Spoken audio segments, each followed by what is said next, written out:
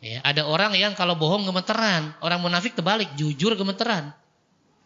Karena biasa bohong. Ya kan ada yang kayak gitu kan? Bahkan bukan cuma level rakyat, kadang ada level oknum dari pemerintah, kerjanya bohong melulu. Makanya kita niatkan yang benar, benar-benar mau ngaji, benar-benar mau ibadah, benar-benar mau melaksanakan kewajiban, mau meninggalkan yang haram. Ya jangan, kenapa kok rajin ke masjid? Nggak enak. Rumahnya samping masjid. Lah, entar jadi orang munafik kalau nggak enak.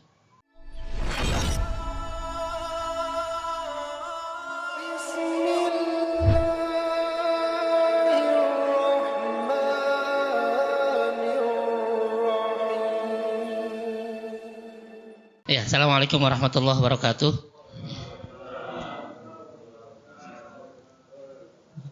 Alhamdulillah wassalatu wassalamu ala rasulillah wa la hawla wa la quwata illa billah, amma ba'd. Kepada para jamaah sholat maghrib berjamaah yang mudah-mudahan senantiasa dimuliakan oleh Allah subhanahu wa ta'ala. Pertama dan utama, marilah kita panjatkan puji syukur kehadirat ilahi Rabbi Allah subhanahu wa ta'ala. Kemudian selawat serta salam tak lupa kita haturkan kepada baginda Rasulullah sallallahu alaihi wasallam, juga kepada keluarganya, para sahabat, dan kepada seluruh umatnya yang senantiasa istiqomah dalam menjalankan ajaran-ajarannya, dan mudah-mudahan termasuk kita di dalamnya. Para jamaah babullahi wa rasulih, kenapa muncul judul ini? Itu ya, karena nanti di surat An-Nisa ayat 145. Ya, sebelum kita masuk ke sini ya, kita masuk dulu, kita prolog dulu surat An-Nisa surat 4 ayat 145. Allah mengancam orang munafik. Ya. Ini masalahnya, mudah-mudahan kita jauh dari kemunafikan ini. Ya. Dan kalau Allah mengancam kan enggak main-main ya. Ancamannya juga bukan ancaman yang ringan, ini ancaman yang berat. Apa ancamannya? Kita lihat di sini teksnya. Ya, bismillahirrahmanirrahim. Innal munafiqina fid darkil asfali minan nar walan tajida lahum nasira. Ini ancaman buat orang munafik. Apa artinya? Kita lihat di sini. Ya, sesungguhnya orang-orang munafik itu ditempatkan pada tingkatan yang paling bawah dari neraka.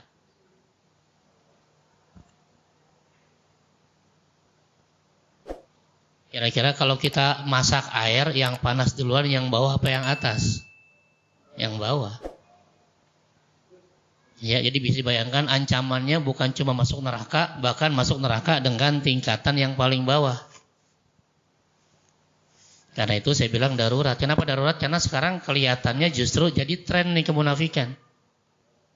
Ya. Lalu kata Allah, walan tajidalahum nasrun, dan kamu sekali-kali tidak akan mendapatkan seorang penolong pun bagi mereka.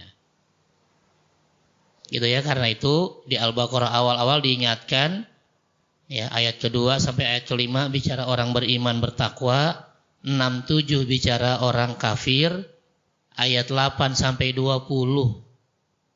Berapa ayat tuh? 13 ayat bicara orang munafik. Karena ini paling susah. Kalau orang beriman jelas ya, bahwa hatinya, ucapannya, perbuatannya sama. Orang kafir jelas sejak awal memang sudah menolak konsep la ilaha illallah. Orang munafik ini yang repotin.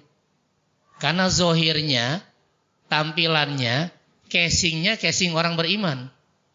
Tapi dalamnya orang kafir. Itu yang bikin susah. Ya. Mau dibilang kafir, sholat. Bahkan sholatnya ikut berjamaah. Bahkan dia puasa juga, zakat juga, bahkan mungkin haji juga. Tapi dalam hatinya dia benci sama Islam. Dia benci dengan ajaran-ajaran Islam. Kadang statementnya seolah-olah nyakitin umat Islam. Ya. Nah, yang begini yang kita khawatirkan nanti justru di akhirat, bukan cuma di neraka, bahkan tingkatan yang paling bawah dari neraka. Ya.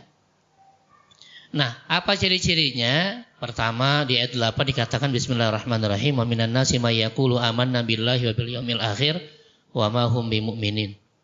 Di antara manusia, kata Allah, ada yang mengatakan kami beriman pada Allah dan hari akhir tuh. Statementnya, ucapannya mah ucapan orang beriman, casingnya casing orang beriman. Tapi karena Allah tahu hati kita semua, dan hati orang munafik itu adalah sebenarnya benci dan ingkar dengan konsep la ilaha illallah, maka Allah bilang padahal sesungguhnya mereka bukan orang beriman. Karena cuma tampilannya saja. Gitu ya, ini yang jadi masalah. Nah, diterangkan di sini tadi ya dikatakan golongan ketiga, golongan munafik, mereka yang mengaku beriman padahal sebenarnya tidak. Pengakuannya juga pengakuan yang hoax. Mereka mengakui itu karena ingin mengelabui orang-orang yang beriman. Di mana muncul orang-orang munafik? Di Mekah dulu ketika Rasul berdakwah 13 tahun nggak ada orang munafik. Ya, munafik muncul ketika Rasul sudah hijrah ke Madinah. Ketika Rasul hijrah ke Madinah belum ada juga orang munafik. Karena saat itu Islam masih lemah. Dan Rasul masih konsolidasi dulu. Ya, Rasul masih mempersatukan antara Muhajirin dengan Ansor. Rasul membuat masjid sebagai basis dari semuanya. Ya, basis politik, ekonomi, sosial, budaya, pertahanan, keamanan. Kalau bahasa sekarang mah Ipolexosbud Hankam itu di sana, di masjid. Ya, cuma sekarang aja ngomongin politik di masjid nggak boleh. Ya. Nggak ngerti ya. Padahal ya ngomongin apa aja boleh, ya namanya di masjid. Mau diskusi pun boleh. Ya. Baru kemudian setelah umat Islam sudah oke, Muhajirin dan Ansor sudah bersatu, barulah mulai membangun umat atau sekarang disebut sebagai warga negara. Dibuatlah yang namanya Piagam Madinah. Itu ya. Jadi ketika Rasul awal hijrah di Mekah ke Madinah, ya, lalu banyak dari penduduk asli Madinah masuk Islam. Ada dua kabilah besar di sana, Aus dan Khazraj. Ya, tapi belum ada orang munafik.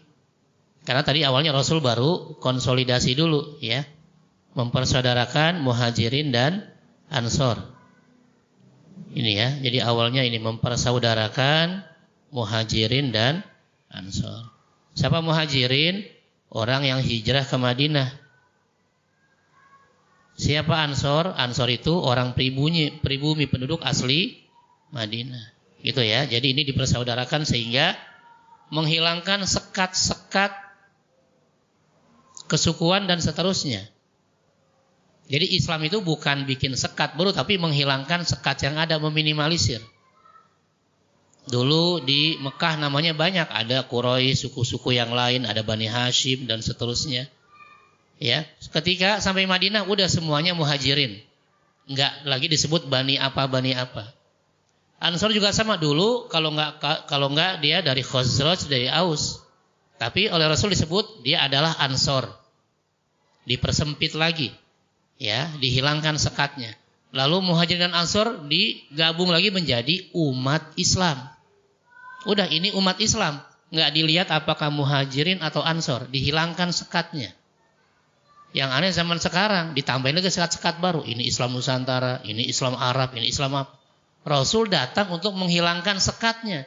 Tapi sekarang malah disekat-sekat lagi. Aneh. Ya, jadi makanya harus belajar sejarah biar paham bahwa Islam itu datang untuk meminimalisir bahkan menghilangkan sekat-sekat yang ada. Pokoknya dia Islam selesai. Itu ya. Setelah ini kelar barulah nanti Rasul bikin masjid ya, membuat Masjid Nabawi. Ini awalnya baru mempersatukan. Ya, ini fungsinya kalau sekarang tadi sebagai pusat dari pembinaan Ipolexosbud Hankam.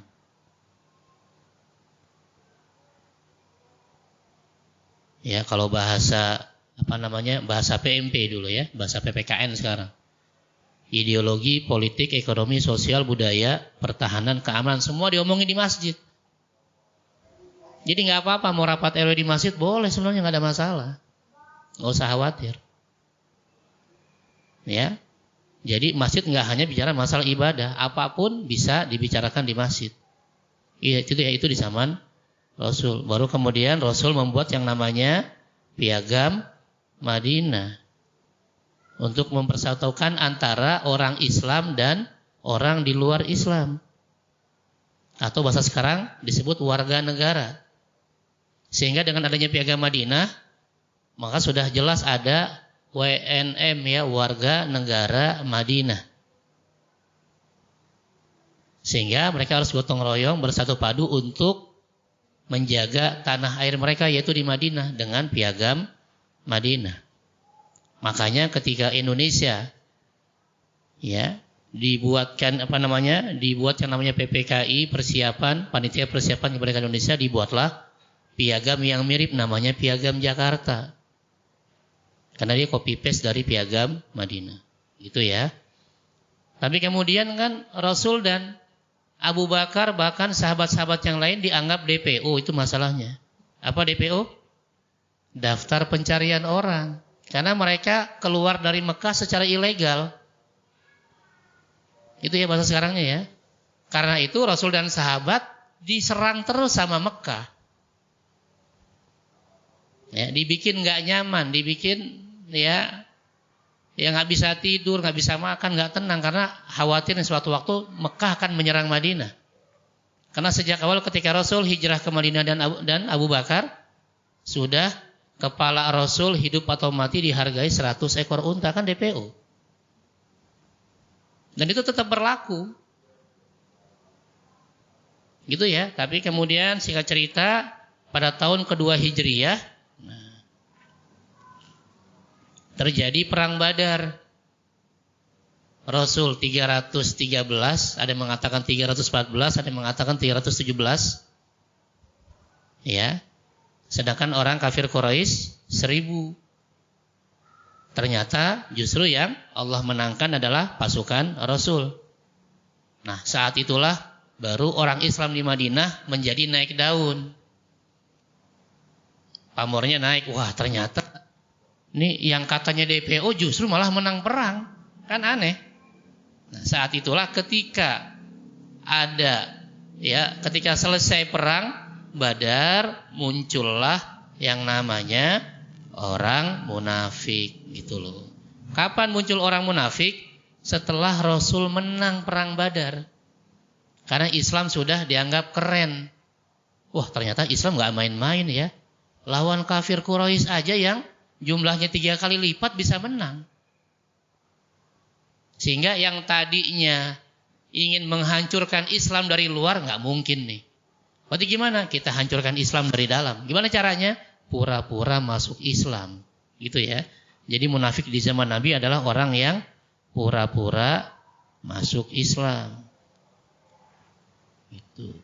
Kenapa dibilang pura-pura? Karena tujuan dia untuk menghancurkan Islam dari dalam. Makanya diancam sama Allah tadi, dia akan masuk neraka, bahkan neraka yang paling bawah. Fiddarkil asfal. Di Indonesia jadi aspal, karena di bawah kan. Ya, aspal itu artinya bawah. Untuk menghancurkan Islam, gitu. Ya. Siapa ketuanya? Namanya Abdullah bin Ubay. Itu namanya aja keren, Abdullah coba. Tapi ketua munafik. Ya, jadi nggak usah kaget dengan nama ya. Nah, kenapa Abdullah benci banget sama Islam? Karena menurut Abdullah bin Ubay, Muhammad sudah merebut kerajaannya. Hari Senin bulan Rabiul Awal, Rasulullah sampai ke Madinah. Nah, ketika sampai di Madinah, itu udah kayak lebaran. Semua orang Madinah pada pakai baju baru, anak-anak pada seneng. Semua pada berdiri di pinggir jalan menyambut Rasul. Mereka teriak, ya Muhammad, ya Rasulullah. Bahkan ada riwayat yang mengatakan mereka mengucapkan tola al-badru alaina. Saking senangnya Rasul datang. Rasul datang hari Senin. 2 hari kemudian harusnya Abdullah bin Ubay jadi raja Madinah. Ya, 2 hari lagi Abdullah bin Ubay jadi raja. 2 hari sebelumnya Nabi Muhammad datang. Orang Madinah lupa dengan pengangkatan Abdullah bin Ubay jadi raja. Akhirnya malah Rasul yang jadi raja di Madinah. Kesel lah kira-kira. Mangkelnya luar biasa. 2 hari lagi pelantikan ternyata diambil alih oleh Rasulullah. Bahkan dia pendatang lah. Kan gitu biasanya. Wah, pendatang ini. Ngalihin pribumi. Di mana-mana begitu. Sehingga Abdullah bin Ubay benci luar biasa. Dengkinya luar biasa. Gitu ya. Jadi kenapa ada kemunafikan di zaman Rasul? Karena sejak awal Nabi Muhammad dianggap merebut kerajaan Abdullah bin Ubay yang tinggal 2 hari lagi. Makanya begitu banyak orang Madinah masuk Islam, Abdullah bin Ubay tetap nggak masuk Islam. Dia lihat dulu gimana caranya ya untuk menghancurkan Muhammad. Dia lihat, ternyata bikin gebrakan, bikin Masjid Nabawi, mempersatukan Muhajirin Ansor, bikin piagam Madinah. Nggak apa-apalah, mungkin dia cuma sekedar membuat sesuatu yang nggak biasa lah. Tapi ternyata ketika perang malah menang. Wah, ini nggak bisa didiamkan. Lama-lama Muhammad akan makin kuat di Madinah dan Abdullah bin Ubay makin terlupakan. Makanya cara dia adalah dengan pura-pura masuk Islam. Gitu ya, itu bicara kemunafikan di zaman Rasul. Karena itu kalau kita bicara ideal nggak ada. Bahkan di zaman Rasul, zaman yang paling ideal, orang-orang muslimnya kompak, masih ada orang munafik. Apalagi zaman sekarang. Gitu ya. Kita bicara ideal, di zaman Rasul aja nggak bisa ideal, apalagi zaman sekarang. Dari mana tahunya bahwa Abdullah bin Ubay ini dia ingin menghancurkan Islam nanti di tahun 3 atau 4 ya. Ada perang Uhud di sana. Ya, tahun ke-4 kalau tidak salah. Orang kafir Quraisy membawa 3.000 pasukan, Rasul membawa 1.000 pasukan. Keluar Madinah. Ketika sudah berhadap-hadapan, orang Quraisy sudah menggelar pasukan 3.000, Nabi Muhammad sudah mempersiapkan 1.000 pasukan. Abdullah bin Ubay bisa menarik 300 pasukan dibawa ke Madinah lagi. Bayangan, satu orang munafik bisa narik 300 pasukan. Satu orang ya. Gimana kalau munafiknya banyak? Saking keselnya Umar saat itu. Kenapa? Karena udah berhadapan musuh, udah mau perang. Tiba-tiba Abdullah bin Ubay bikin gaduh dan berhasil menarik 300 pasukan. Dibawa pulang ke Madinah. Sampai Umar jengkel luar biasa ngadep Rasul. Ya Rasulullah, ini 300 yang balik saya bantai ya. Coba bahasa Umar. Saking keselnya dia, 300 saya serang nih. Umar biasa bunuh orang. Ya, kata Rasul, jangan. Musuh kita tuh di depan sekarang orang Quraisy. Kalau kita perang sama teman sendiri, yang tepok tangan, orang Quraisy. Tadi ketawain tuh, Muhammad belum perang aja, makanya udah perang dulu sama temannya sendiri. Udah biarin aja dia pulang, biarin. Kita fokus sama yang di depan kita. Gitu ya, jadi kenapa ada awal kekalahan perang Uhud sejak awal udah diacak-acak sama Abdullah bin Ubay pasukannya. Kalau yang dibawa cuma 1-2 orang mungkin ya cuma nyari toilet kali, temenin gitu ya. Ini yang ditarik 300 orang. Ya, ini mengerikannya bicara orang munafik. Ya, terus nanti ya termasuk nanti ketika memfitnah istri Rasul Aisyah, katanya selingkuh. Ini yang fitnah siapa? Abdullah bin Ubay. Sampai turun ayat. Sampai 1 halaman penuh ayat itu turun untuk membersihkan membersihkan Aisyah dari tuduhan perselingkuhan, kata Abdullah bin Ubay. Nanti ada di surat An-Nur ya, atau di surat Al-Mu'minun dijelaskan di sana. Banyak lagi nanti langkah-langkah Abdullah bin Ubay, termasuk nanti dia bikin masjid namanya Masjid Diror. Yang dikatakan Masjid Diror dalam Al-Quran, sehingga nanti ketika Rasul balik lagi ke Madinah, ada perintah dari Allah untuk menghancurkan masjid itu. Karena masjid itu justru sebagai tempat ya bagi Abdullah bin Ubay CS dan teman-temannya untuk menyebarkan informasi rahasia-rahasia orang Islam kepada orang kafir. Ya, ini ngerinya bicara kemunafikan, makanya dikasih judul darurat. Karena kalau kita ikut dalam golongan ini, itu tadi janji Allah, ya ancaman Allah adalah ini. Tadi yang kita jelaskan di awal. Ya, innal munafiqina fid darkil asfali minan nar. Orang-orang munafik bukan cuma masuk neraka, bahkan tingkatan yang paling bawah dari neraka. Ngalahin orang kafir. Orang kafir aja enggak perlu di bawah. Tapi orang munafik udah pasti di bawah. Kalau kemunafikannya adalah munafik i'tiqadi. Sejak awal dia benci sama Islam, tapi masuk Islam hanya pura-pura untuk menghancurkan Islam dari dalam. Gitu ya. Maka kalau kita lihat zaman sekarang ada hoax berseliweran di sosmed. Padahal yang ngomong orang Islam tapi anti dengan ajaran Islam. Orang Islam tapi benci dengan Islam. Nggak usah kaget. Zaman dulu udah ada. Ya, zaman dulu udah ada. Gitu ya. Yang kita pastikan apa? Jangan sampai kita ikut-ikutan jadi orang munafik. Jangan sampai kita benci sama ajaran Islam. Jangan sampai kita benci ya sama hal-hal yang sebenarnya dalam Islam itu adalah syiar Islam. Ya, kita bicara haji, ada yang bilang ngapain haji? Menghambur-hamburkan uang. Akhirnya dana haji dipakai buat ya. Ya kan? Nggak ngerti lah ya. Itu sedikit tentang sejarah kemunafikan di zaman Nabi gitu ya. Jadi awalnya satu orang ini kemudian diikuti oleh orang-orang yang sejalan dengan Abdullah bin Ubay. Oke, ada pertanyaan? Sebelum saya lanjutkan, silakan.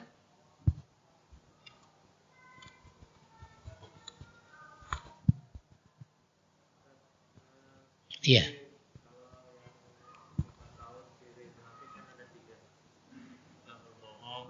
Kemudian tidak amanah atau khianat dan seterusnya. Jadi ada 3. Nah, kalau tadi cerita mengenai Abdullah bin Ubay, dia masuk yang mana Ustaz? Karena kan kalau kita sedikit saja berbohong, kan ada beberapa bohong yang diperbolehkan Ustaz. Terima kasih. Iya, nanti ketika bicara kemunafikan ada 2. Ya, ada 2. Kalau di Al-Quran biasanya bicara tentang munafik i'tiqadi. Itu bahasanya ya, munafik i'tiqad. Atau disebutnya munafik keyakinan. Jadi asalnya dia memang udah benci sama Islam. Munafik i'tiqadi ini yang tadi termasuk Abdullah bin Ubay, dia awalnya memang udah benci sama Islam. Dia sendiri memang dalam hatinya kafir. Dalam hatinya tidak percaya dengan la ilaha illallah. Ya, cuma dia pura-pura masuk Islam untuk menghancurkan Islam. Jadi yang 3 cerita tadi sudah masuk, tapi masalahnya bukan di perbuatannya, masalahnya di keyakinan yang sudah salah. Ya, sedangkan yang di hadis tadi itu namanya munafiknya namanya munafik amali. Ya, munafik amali. Munafik dalam hal perbuatan. Ya.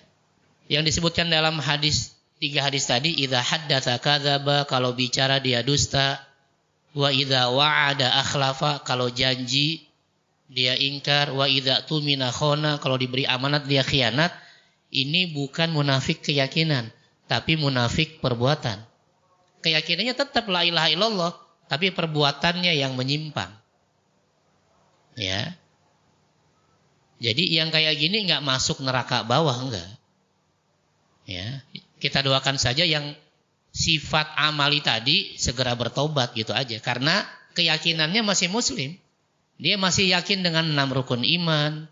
Dia juga masih yakin dan melaksanakan 5 rukun Islam, tapi perilakunya, perbuatannya yang menyimpang. Orang mah pengennya jujur, dia malah senangnya bohong.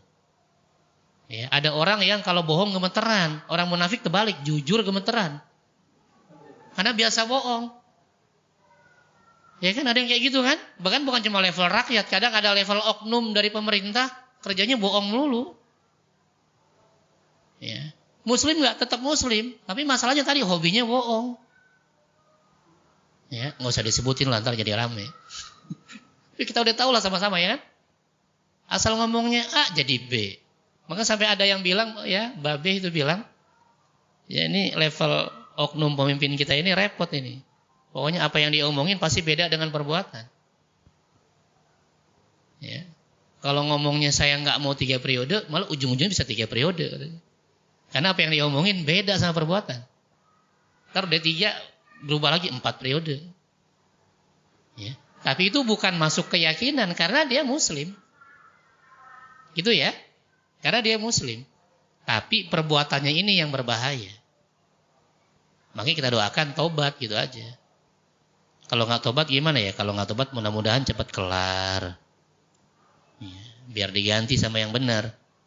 Gimana cara gantinya? Ya 2024 pilih yang benar. Pilih orang soleh dari partai yang soleh gitu.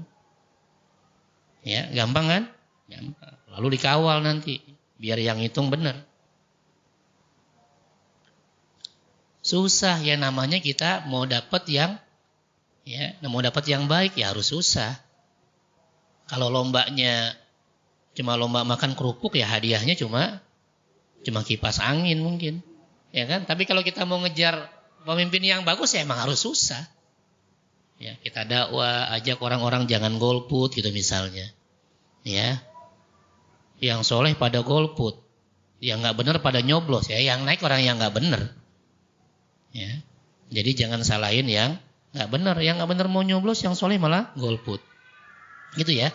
Jadi yang dijelaskan dalam hadis tadi itu bicara tentang amali perbuatan. Dia tetap muslim. Cuma kalau terus-menerus berbohong, terus-menerus ingkar, itu bisa mengikis keimanannya. Tapi kalau yang pertama tadi Abdullah bin Ubay, dia sejak awal memang sudah kafir. Tapi dia menutupi kekafirannya dengan casing keimanan. Dia tetap sholat, dia tetap puasa. Padahal dalam hatinya udah benci banget sama Islam. Gitu ya, itu bedanya. Jadi di Al-Quran kebanyakan bicara tentang kemunafikan yang i'tiqadi keyakinan. Tapi kalau hadis yang sering kita dengar, itu bicara tentang kemunafikan amali perbuatan. Ini lebih ringan, walaupun sama-sama berat juga risikonya, tapi ini lebih ringan. Karena dia tidak bermaksud untuk menghancurkan Islam. Cuma hobinya yang salah. Orang hobinya jujur, dia hobinya bohong. Ya, orang hobinya amanah, dia hobinya khianat. Ya, susah. Kenapa susah? Ya bisa jadi karena ya kecerdasannya nggak sampai situ, mau diapain? Ya, sehingga ya pembisik-pembisiknya yang mengisi otaknya, itu masalahnya. Itu ya. Oke, ada yang lain? Iya, kita lanjutkan gitu ya. Tadi bicara tentang awalnya, kenapa dia menjadi benci dengan Islam. Ya, karena awalnya Rasul dianggap merebut kerajaannya yang sudah tinggal 2 hari lagi dilantik gitu ya. Nah, ini dijelaskan tentang kemunafikan. Matsalul munafik kamatsalis syah bainal ghanamaini ta'iru ila hadza marrah wa ila hadza marrah. Perumpamaan orang munafik seperti seekor anak kambing yang bingung dan ragu di antara 2 kambing. Bolak-balik kadang-kadang ngikutin kambing yang ini, kadang yang ini. Ya. Itu orang munafik karena dia sebenarnya saya mau kemana ya? Ya.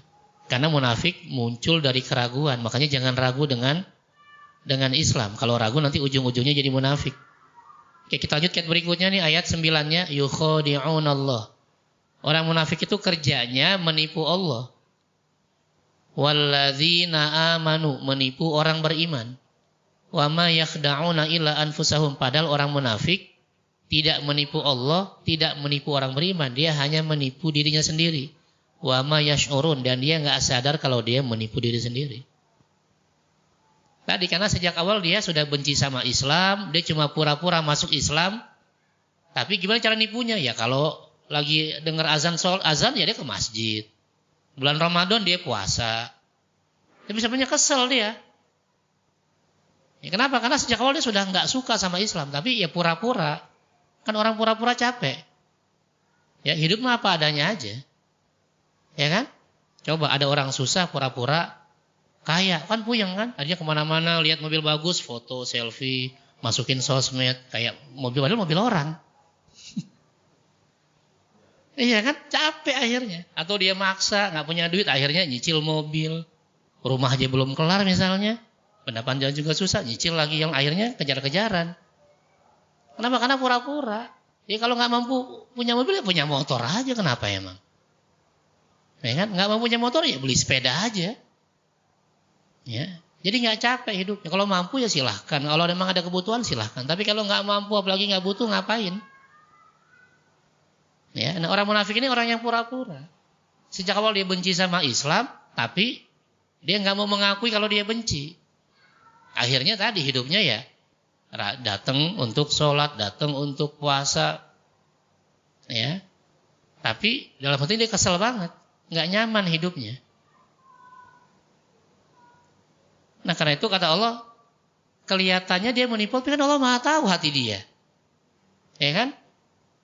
Ketika ada orang munafik, Allah tahu nggak? Allah tahu, karena Allah tahu hati setiap hambanya. Apakah dia betul-betul beriman atau dia pura-pura beriman, Allah Maha tahu. Jadi Allah nggak bisa ditipu. Cuma Allah biarkan aja. Orang-orang beriman mungkin bisa ditipu, tapi kan juga nggak ada ruginya. Ya, cuma ruginya nanti di akhirat. Maka nanti ada surat 57 bicara tentang orang-orang munafik. Ya. Padahal sama-sama ngaji, sama-sama sholat, sama-sama puasa, bahkan sama-sama haji, tapi di akhirat orang-orang yang betul-betul beriman dimasukkan ke surga, sedangkan orang munafik dimasukkan ke neraka. Sedih banget luar biasa kalau baca ayat ini di surat ke-57. Ya. Dia sampai minta, loh kok kita beda sih, kan sama-sama ibadah dulu. Ya, Allah jelaskan ya kalau yang orang beriman ibadahnya benar. Orang kafir ibadahnya bohongan. Ya. Ini dia nih ya. Yauma yaqulul munafiquna wal munafiqatu alladziina aamanu nzuruna naqtabis min nurikum qila irji'u wara'akum faltamisu nuran fadrib bainahum. Ya, saya kopikan terjemahnya. Ya, 57 ayat 13. Ya, saya kopikan ya. Sedihnya nanti di akhirat. Makanya jangan pura-pura, benernya, serius. Lihat pada hari ketika orang-orang munafik, baik laki-laki dan perempuan berkata kepada orang-orang yang beriman, tunggulah kami supaya kami dapat mengambil sebagian cahaya, sebagian dari cahayamu. Dikatakan kepada orang munafik, kembalilah kamu ke belakang. Cari cahaya sendiri. Lalu diadakan di antara mereka dinding. Ya, yang memisahkan antara orang beriman dengan orang munafik. Di sebelah dalamnya ada rahmat, itu untuk orang beriman, tapi di sebelah luarnya ada siksa, ada azab. Capek-capek ngaji, capek-capek sholat, capek-capek puasa, tapi karena dari awalnya cuma pura-pura, padahal dibenci sama Islam, di akhiratnya bisa gabung. Malah dapat azab. Kan kasihan. Ya, itu kecewanya luar biasa, sakit hatinya. Makanya kenapa dulu pura-pura? Ya kalau mau benar sekalian, jangan pura-pura benar. Jangan bikin skenario melulu. Ya, lihat tuh. Yunadunahum alam nakum ma'akum. Orang-orang kafir, orang-orang munafik nanya lagi, kan dulu kita bareng-bareng. Qalu bala walakinnakum fatantum anfusakum terus wa tarabbastum. Ya, ayat berikutnya lihat bagaimana kesedihan orang-orang munafik di akhirat. Orang-orang munafik itu memanggil mereka orang-orang beriman seraya berkata, bukankah kami dulu bersama-sama dengan kamu, sama-sama ke masjid, sama-sama jadi panitia. Ya, tapi yang satu benar-benar beriman, yang satu cuma pura-pura munafik. Apa kata orang beriman? Benar, tapi kamu mencelakakan dirimu sendiri. Kamu menunggu kehancuran kami. Kamu cuma pura-pura, kamu cuma ingin menunggu kehancuran umat Islam. Dan kamu ragu-ragu dengan Islam. Dan kamu ditipu oleh angan-angan yang kosong, ditipu oleh setan. Sehingga datanglah ketetapan Allah dan kamu telah ditipu terhadap Allah oleh setan yang amat menipu. Ini kesedihannya bukan di sini. Di sini nggak kelihatan. Nggak kelihatan mana yang beriman, mana yang munafik, nanti di akhirat. Makanya kita niatkan yang benar, benar-benar mau ngaji, benar-benar mau ibadah, benar-benar mau melaksanakan kewajiban, mau meninggalkan yang haram. Ya jangan, kenapa kok rajin ke masjid? Nggak enak. Rumahnya samping masjid. Lah, entar jadi orang munafik kalau nggak enak. Ya, udah semangat aja, jangan pura-pura. Kalau pura-pura nih, ya nanti di sana disekat sama Allah di akhirat. Karena Allah Maha tahu siapa yang yakin dan siapa yang pura-pura. Ya, nanti dibacalah surat 57 ini, sedih banget bacanya. Allah, mudah-mudahan kita bukan termasuk orang-orang munafik. Ya. Iya. Oke, ya itu sedikit tentang orang-orang munafik. Karena itu dijelaskan di sini, dia bukan menipu Allah, bukan menipu orang beriman, tapi dia justru menipu dirinya sendiri. Dan nanti ketawanya di akhirat nanti. Itu ya, itu ayat ke-9-nya. Kita masuk ayat 10. Kenapa mereka bisa menipu? Kenapa mereka bisa ragu? Karena fi qulubihim marad, di hati mereka ada penyakit. Penyakit apa? Penyakit keraguan. Benar enggak sih Islam itu agama yang benar? Benar enggak sih Islam itu ngajak ke surga? Jangan-jangan semua agama sama, gitu kan ya? Nah, ya ini yang ngeri, semua agama sama. Semua agama punya surganya masing-masing. Serem. Ya, padahal konsep Islam satu. Ya, yaitu la ilaha illallah. Kalau ada orang ngaku Islam tapi meyakini semua agama sama, ya kalau dia nggak jadi kafir jadi munafik karena dia ragu. Padahal jelas Islam itu la ilaha illallah, Tuhannya cuma satu.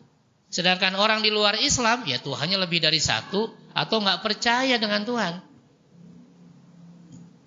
Dan yang masuk surga hanya orang Islam. Di luar Islam masuk neraka selama-lamanya. Itu harus kita yakini.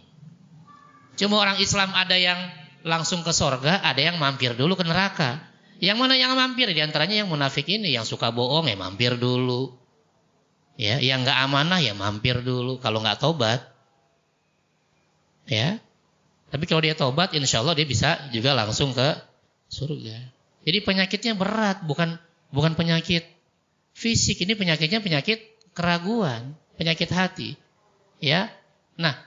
Semakin banyak kemunafikannya tadi, semakin sering bohong, semakin khianat, semakin benci sama Islam, fazadahumullahu maradha. Allah tambah penyakitnya, makin dibikin ragu, makin dibikin bingung. Dan ujung-ujungnya walahum adzabun alim bima kanu yakdzibun. Dan mereka mendapatkan azab yang pedih karena mereka hobinya bohong. Lihat, selalu berdusta.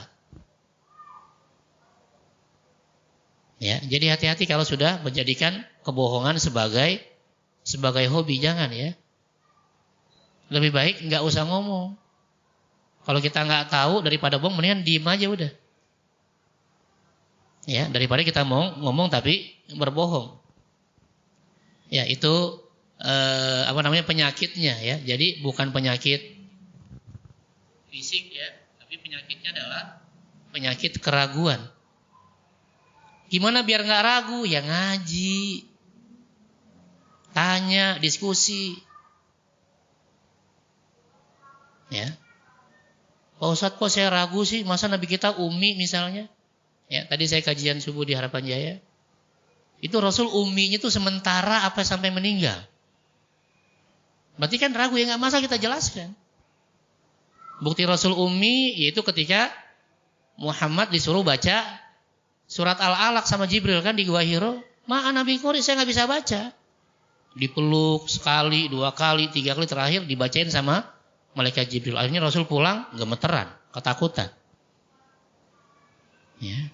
Lalu yang berikutnya nanti di tahun ke-6 Hijriah ketika ada perjanjian Hudaibiyah. Ya.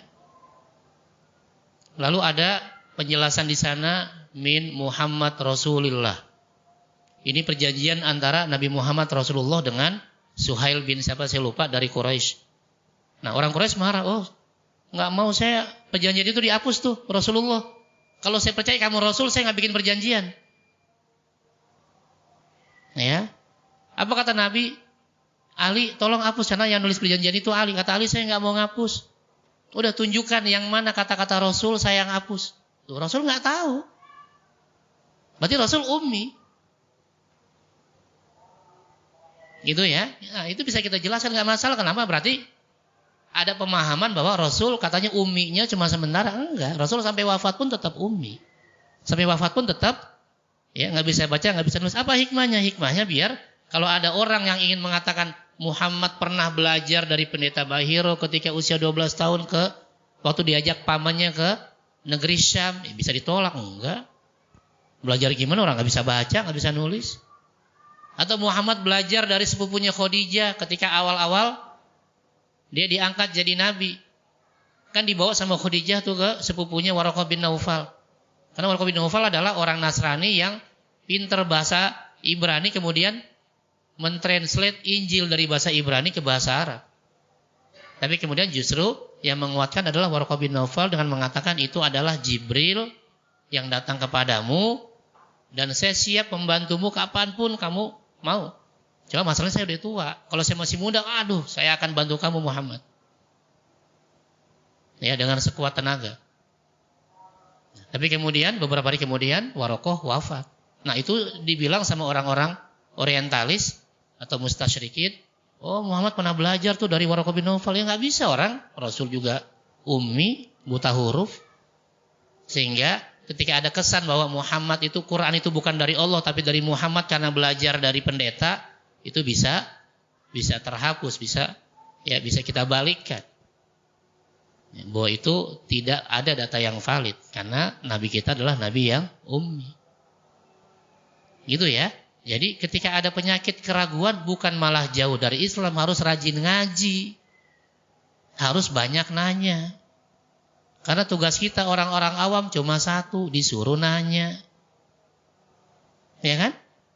Pilih mana? Memilih nanya apa milih jawab? Ayo. Pilih mana?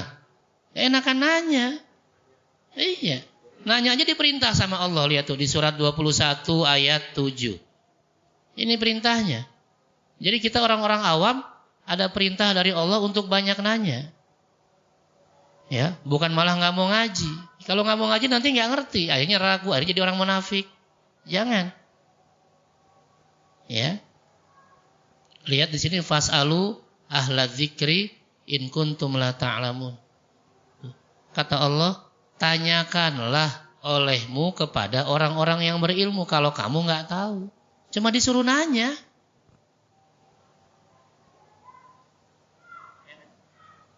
Kita cuma disuruh nanya. Nanti kasihan gurunya nggak bisa jawab, ya biarin gurunya nggak bisa jawab, pulang deh nyari lagi, nyari jawaban. Risiko jadi guru, ya siap menjawab, ya nggak siap jadi PR.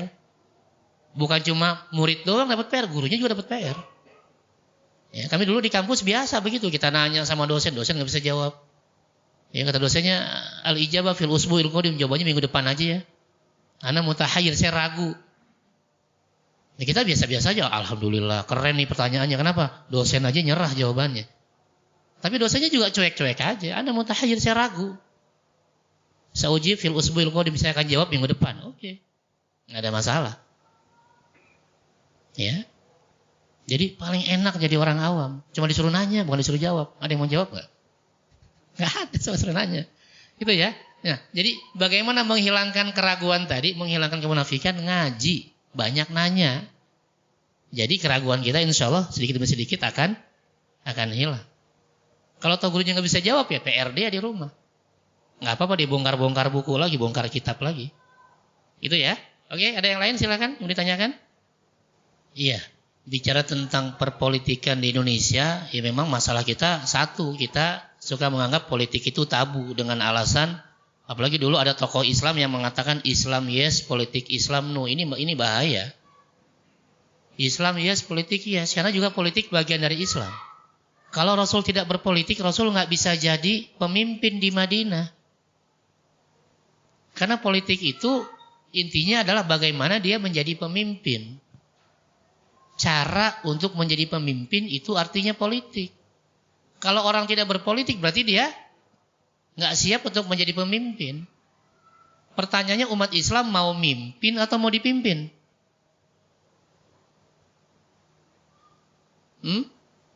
Umat Islam maunya memimpin atau dipimpin? Kalau umat Islam mau memimpin berarti dia harus ngerti politik. Karena politik adalah ilmu untuk menjadi pemimpin. Ah, saya nggak mau jadi pemimpin. Iya, tapi kan kita milih pemimpin sama juga. Ya. Jadi kalau kita mengatakan, wah jangan ngomongin politik, politik kotor. Berarti ya kita nggak siap jadi pemimpin atau kita nggak siap memilih pimpinan. Ya resikonya ya kita akan jadi followers terus, pengikut. Ya resiko followers ya kayak antara imam dengan makmum. Imam salah ikut gak kira-kira? Ya. Sholat isya 4 rakaat, rakaat keempat imam diri. 5 rakaat kita ikut gak? Ya ikut, ya namanya makmum. Udah teriak subhanallah masih aja berdiri, ya udah kita ikutin. Masa imam berdiri kita diam duduk tahiyat nunggu 1 rakaat? Ya enggak. Resiko jadi makmum itu yang ngikutin imam. Ya. Kita biasa kunut subuh, ternyata begitu sholat imamnya nggak kunut, gimana? Kita kunut sendirian? Ya enggak, ikutin imam, imamnya nggak kunut, sujud ya kita ikut sujud.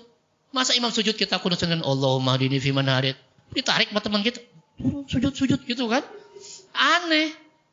Atau kita nggak biasa kunut, tiba-tiba imam kunut, gimana? Masa nggak amin? Nggak amin? Ya amin aja, timbang amin doang aja nggak mau. Ya, resiko follower, resiko makmum itu ya harus ikut pimpinan, ikut imam. Mau salah mau benar ya ikut. Nah, jadi bicara politik justru harus kita jelaskan, bukan berarti semuanya harus politik, enggak, tetap sama aja. Tapi politik itu bicara tentang kepemimpinan, bicara tentang kebijakan, bicara tentang peraturan. Kira-kira kita mau diatur, aturannya itu mau aturan yang benar atau yang salah? Kalau nanti ada undang-undang, ada peraturan, entah perwal, wali kota, dan seterusnya, itu kira-kira peraturannya mau yang pro dengan rakyat atau yang nggak sesuai dengan rakyat? Kalau kita mau sesuai dengan rakyat, berarti kita pilih orang-orang yang benar. Itulah politik. Nah, ketika nanti ada calon-calon yang dia harusnya tadinya nggak berhijab lalu berhijab, yang tadinya nggak pernah ke masjid lalu tiba-tiba ke masjid. Nah, itulah kita harus ada pencerahan. Jelaskan sama ya teman-teman kita bahwa ketika pemilu, pilkada, pilihlah orang-orang yang soleh dari partai yang soleh. Udah itu aja. Simple. Kita mau milih pemimpin kita orang yang rajin sholat atau yang nggak pernah sholat. Kan beda kebijakannya. Orang yang rajin sholat nanti ketika ada undang-undang tentang masjid dia akan pro. Kita mau milih pemimpin yang suka mabuk apa yang nggak pernah mabuk. Kalau pemimpinnya suka mabuk nanti undang-undangnya ya menghalalkan ya minuman beralkohol. Kalau yang nggak suka mabuk ya nggak mungkin mengharamkan ya menghalalkan itu. Jadi itu kita harus jelaskan. Karena kalau salah milih pemimpin nanti kebijakannya bermasalah. Ya, kalau dibilang lebay segala macam biarin aja. Bahkan saking pentingnya nanti Imam Hambali, muridnya Imam Syafi'i mengatakan, seandainya saya diberikan satu doa yang diijabah, yang mustajab cuma satu doanya, maka saya akan minta pada Allah untuk meminta pemimpin yang adil. Bukan minta istri yang soleha, bukan minta anak yang soleh-soleha, minta pemimpin yang adil. Karena kalau pemimpin yang adil, rakyatnya aman semuanya. Rakyatnya sejahtera semuanya. Ya, itu pentingnya ketika bicara politik. Kalau politiknya kotor, ya iya memang politiknya kotor. Makanya kita datang bawa toharoh. Ya, Islam datang untuk membersihkan politik yang kotor. Bukan umat Islam malah jauh dari politik. Kayaknya nanti yang mimpin orang-orang yang benci sama Islam ya bahaya. Atau orang-orang yang memang nggak ngerti sama Islam ya bahaya juga. Tapi kalau yang mimpin kita orang-orang yang rajin sholat duha, rajin tahajud, nggak pernah mabuk, ya nggak pernah narkoba, aman insya Allah. Gitu ya. Nah, bicara nanti orang-orang yang berkamuflase dengan begitu mau pemilu dia pakai hijab, ya kita jelasin. Nah, menjelaskannya bawa bukti. Nih, sebenarnya dia itu nggak berhijab tuh. Begitu mau ini aja dia berhijab, nggak apa-apa, biar tahu. Kita jelek-jelekin orang enggak, karena masalahnya nih kepemimpinan. Ya, yang akan membuat kebijakan. Jadi kita harus menjelaskan pada masyarakat ini kalau milih ini salah loh. Karena ini nanti bahayanya. Ya, tapi kita ngomongnya pakai bukti, pakai data, jangan cuma ngomong doang. Mana buktinya? Nggak tahu ya. Udah kita yang disalahin. Gitu ya. Kita bukan ingin menjelekkan orang, tapi yang jadi masalah kita akan memilih pemimpin, ini yang bahaya. Ya, kalau ketemu pemimpin orang munafik yang ngeri lagi nanti. Gitu ya. Na'udzubillah min dzalik. Oke, cukup? Ya. Kita tutup saja dengan baca hamdalah. Alhamdulillahirabbil alamin. Subhanakallahumma wa bihamdika asyhadu an la ilaha illa anta astaghfiruka wa atubu ilaik. Assalamualaikum warahmatullahi wabarakatuh.